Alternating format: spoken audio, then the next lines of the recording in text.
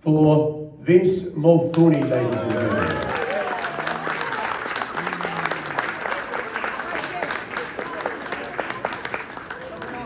Thank you, Tony. I'm not the winner, unfortunately. Before we get to the actual presentation, I think there's some people that need to be thanked. Obviously, Tony Tardio for doing the excellent job as the Master Chairman. And as I keep saying, I never get tired of listening to his voice on the radio. And if anyone is envious of it, I can understand. It's the best voice on radio that I've ever heard. I'd like to thank, obviously, the Honourable Nicola Garret for taking the time to attend tonight's dinner. Is, as you know, the Oceania representative for in the Chamber of Deputies in Italy, and coincidentally also happens to be Calabrese, another example of the contribution that members of our community have made.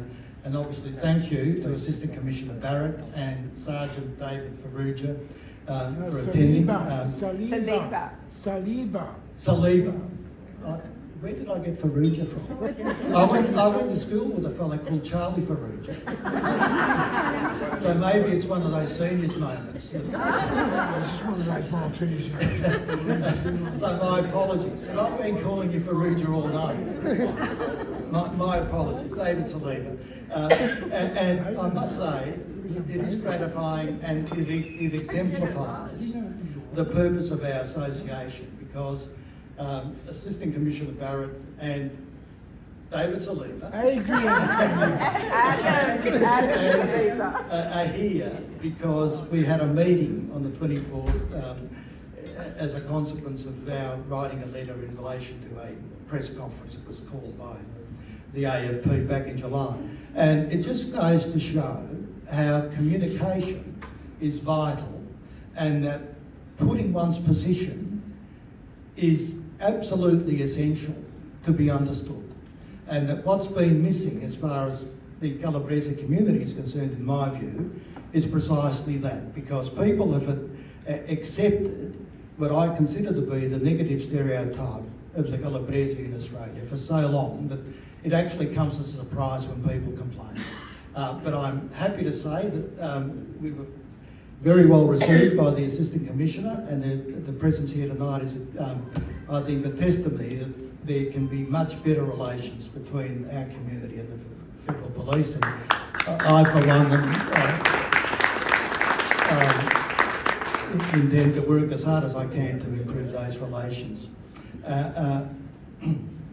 We also have the previous winner for last year, Dr. Teresa De Fazio, and again, thank you, Teresa, for the effort. And we also have a friend of mine who's anonymous at the moment, but I'll call him as Antonio Scarati, who's not here on an official capacity, but if you ever ring the consul, you might get his voice on the telephone. And lastly, but not least, obviously I want to thank every member of the board, from Pat Rocker, Vince Mirabelli, Joe Zaia, Lia Santolucia, Anthony Mirabelli, who's not here, and Filipina, and Leo Santolucia, if I've forgotten. Without the hard work that all of these people put in, this association would not exist. And in relation to this particular event, I want to pay special tribute and thanks to our Treasurer, Pat Rocker, who almost single-handedly organised the event. Thank you, Pat. Most importantly, I want to thank all of you here tonight who've taken the time to attend and join with us in celebrating the contribution that individuals of our community and our community collectively, I believe, has made to the Australian community. And obviously, the award, the Australian Calabrese of the Year, is designed to indicate to the broader community the positive contribution that our members have made. And The diversity of the contribution that our members have made is evidenced by the background of the people that have been awarded so far, and Tony has told you who they were. But again, Anna Maria Rapia, who's the CEO of the Australian Academy of Science, so that's one field. Tony Rochesano, who's in the commercial field. Dr. Teresa De Fazio, who's an academic in, I think, diversity and linguistics, language and inclusion. And our winner, or our recipient for tonight, is a physicist. And she has one distinction which the others don't share, and that is that she's actually born in Calabria.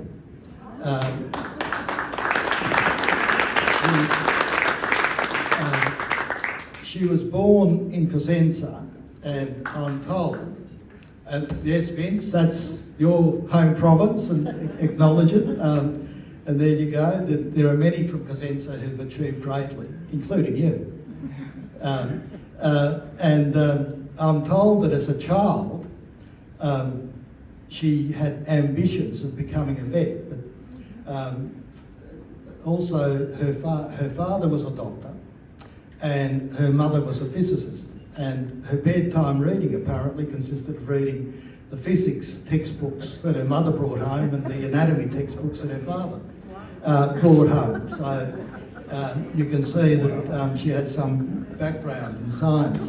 But nevertheless, her initial ambition was to be a vet, apparently, until her mother said, look, I don't think that you'd really enjoy seeing a cow calve. And apparently she heeded that, and she enrolled in Bologna University in astronomy. But she found that that wasn't really her calling, and so she switched to physics. And as I say, she hasn't looked back since. Since 2004, she has been a professor at the University of Melbourne in physics. And by the way, that again shows one of the problems that not only Calabria but Italy as a whole has, and that is a brain drain. That all of its best and finest find it necessary to move in order to progress up the academic or the business ladder that they want to do. But Italy and Calabria's loss is obviously Australia's gain. What she has been researching for many years, apparently, is dark matter. Don't ask me what dark matter is, but I'm told that it forms about 80% of the cosmos, and that dark matter is everywhere, much like the Calabrese. And although we can't see them, or we can't see the dark matter, but importantly, the research is being considered to be so important that the government built a essentially special purpose observatory in Stawell, about 1,000 metres below the surface in a disused gold mine, where the professor and her team are undertaking research into proving that dark matter actually exists, because part of the problem is that it's hard to see. In fact, it's meant to be invisible. And hopefully they'll succeed, and maybe in 2 or 3 years' time we'll be having a dinner celebrating the awarding of a Nobel Prize in relation to the discovery of the dark matter.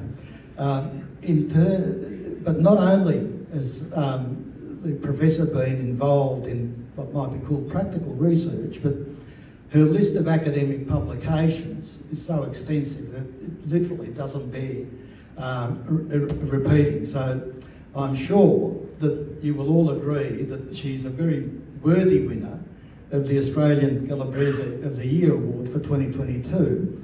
And I now call on Pat Rocker, who kindly has donated the actual commemorative plaque, to come up and award the plaque to our 2022 Calabrese of the Year, Professor Elisabetta.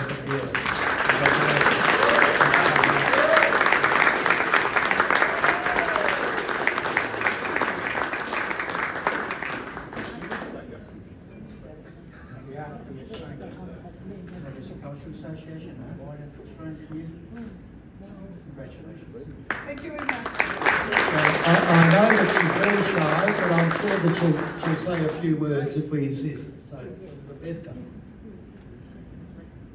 Never ask a true Italian to get few words if you insist. Then you know what you're getting. So, I'm very delighted to have.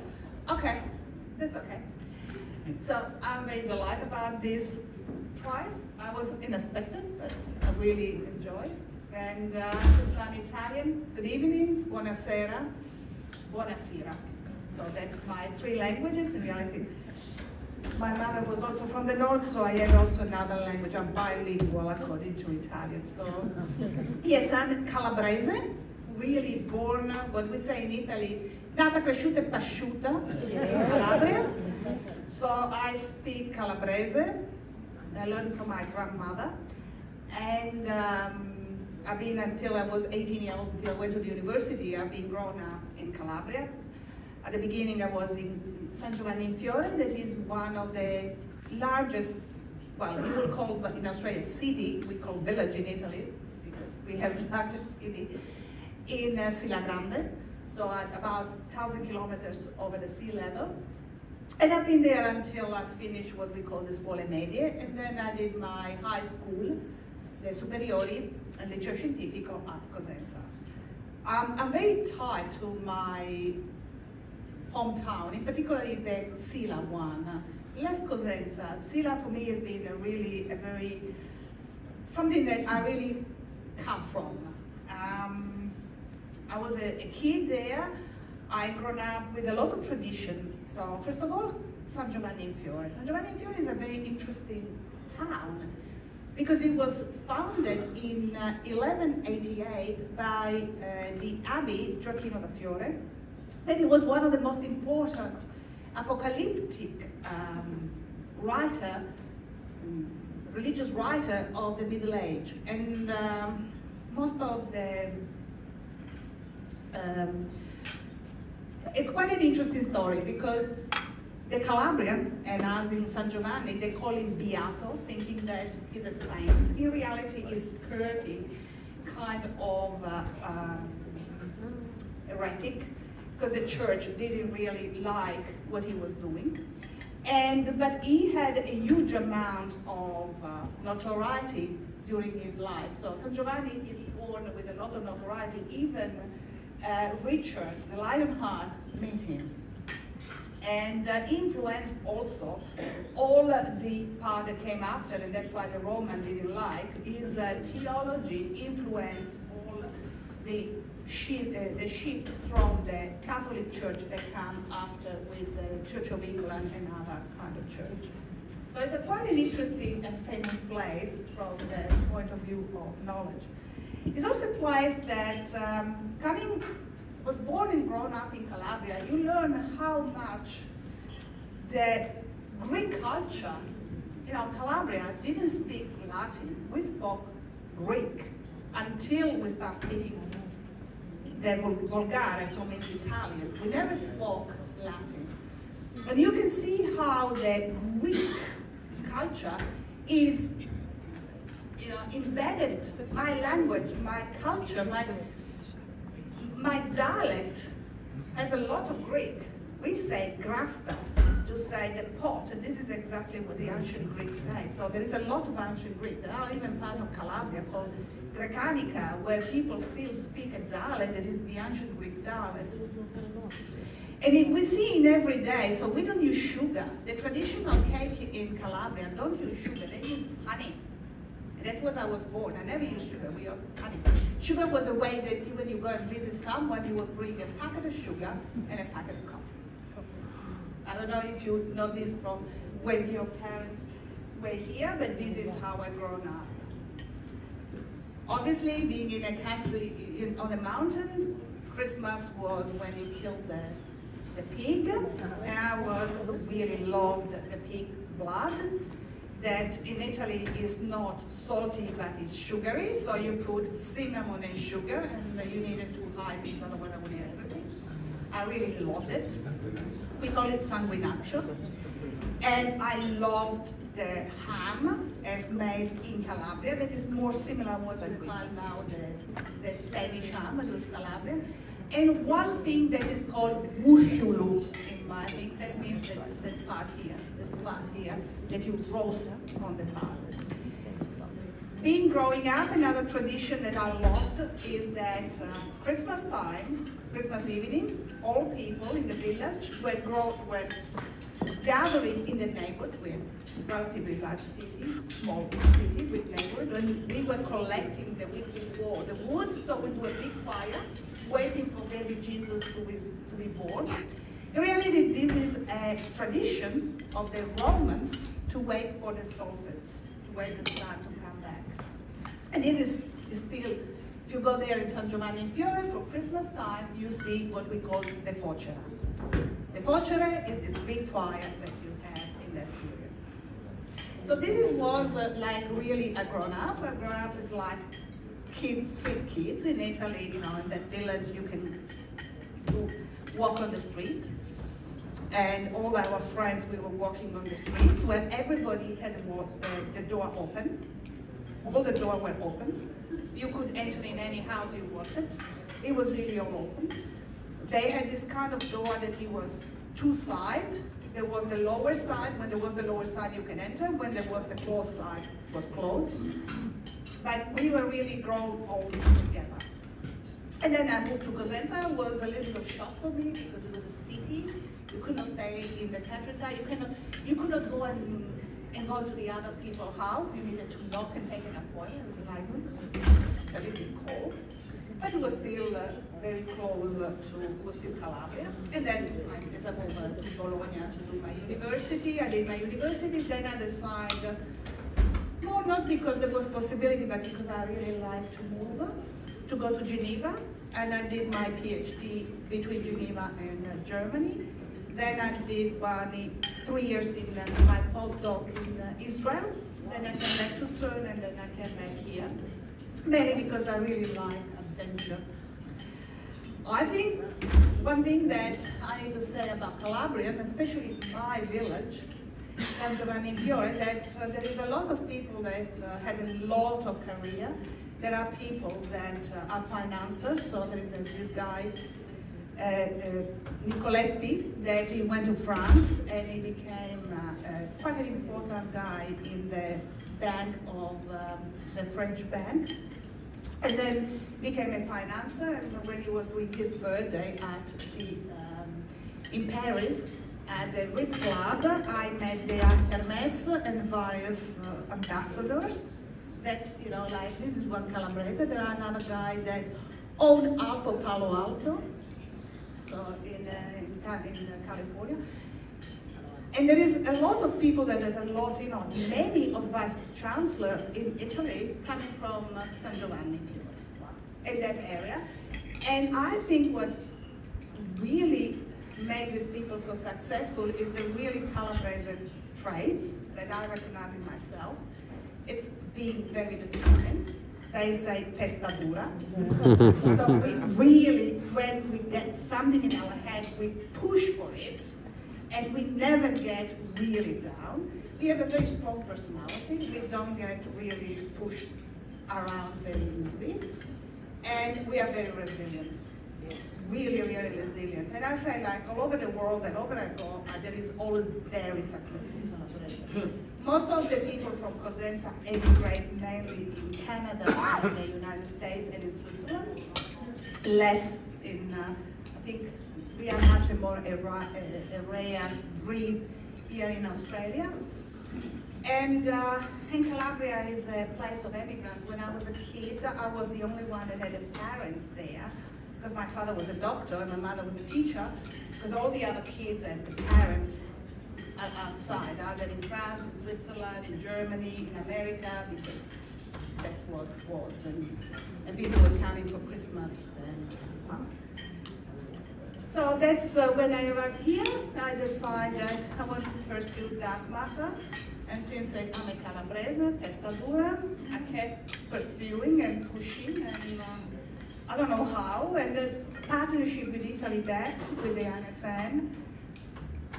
And yeah, well, I managed to unlock the money from the state government, regional Victoria, and the federal government to get built with underground lab. And now I'm pushing the Australian Research Council to finalize the money to build the experiment. And I think you need to know also that I was the first woman and the first non-Australian to be to win a second ARC, Australian Research Council Centre of Excellence for research, and I was a non-Australian with an accent, you can see with an accent, and I was a woman. So this is also Calabria, you know, like the Australian Research Council was very proud of a non-Australian, non-Anglo, sorry, not non-Australian, non-Anglo, and woman winning that. So I think exactly.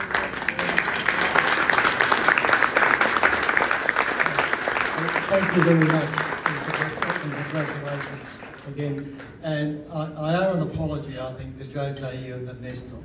So I may have omitted to mention that obviously they're on the board, but clearly senility is advancing at a fast rate.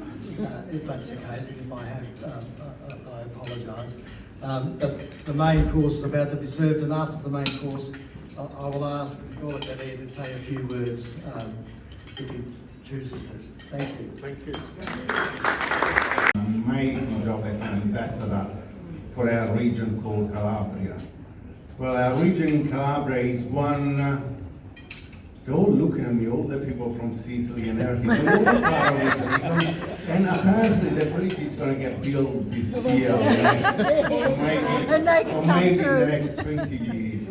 No, but jokes aside, I think we're doing a major effort to develop the south of Italy, to build infrastructures, and mainly to have the tourism, especially the tourism from the our second and third generations, sons and daughters of Italians that are born abroad, and we would like to have them back.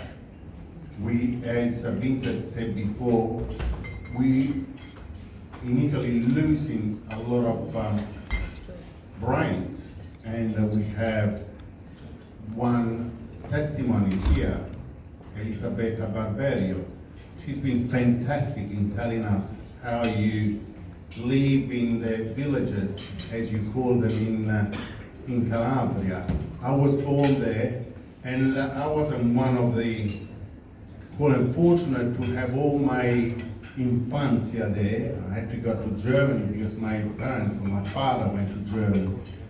And I actually missed Calabria, and then I went to Rome, and you say, well, Rome, the great city of Rome, but when you're a little boy of 7, the only thing you want is your hometown where your grandparents are in the south. So, and then when you grow up, you realize that Rome is Rome, and then the world is the world, and you try to take everything, and I tried to do it, and I got to the age of 62, there is a lot to go yet. So, but anyway, as I said, it is important, and this is why I say to Vincent, to Pat Rocker, to all his association, you're doing a splendid job, and you are the great ambassador of Italy, not only of Calabria, of Italy. As I said, there are 7 million Calabrians, as I said, as you probably know, Vince, there are 7 million Calabrians abroad, and only 1.8 million in Italy. So, and there are 80 million people of Italians all around the world. They are great ambassadors, they are great influencers. Only thinking just recently, without naming any, of the governor of Florida, DeSantis, he has an origin in Italy, or just one, just that pops up. So Calabria, Basilicata, Veneto, Lombardia, I think we are all Italians, they all come from a great country, and we are very proud to be with Italy, and this is why associations like yours are so important, and we are devoted to you. And for that reason, Vincent, I would like to call you on here. I have a little gift from an artist born in Calabria, lived in Rome, actually lived in Milan, now lives in Rome. He's an amazing artist. Oh, it's louder here. He's an amazing artist, and he's done an enormous amount of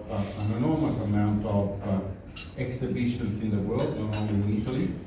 And he has done this for us, and I want to donate it to the associations. It's the heart, the red is the passions that Calabria has all around, and this is all the colourful Calabria regions, which represents the traditions, but mainly our passions that we still have towards our regional towns. Well done.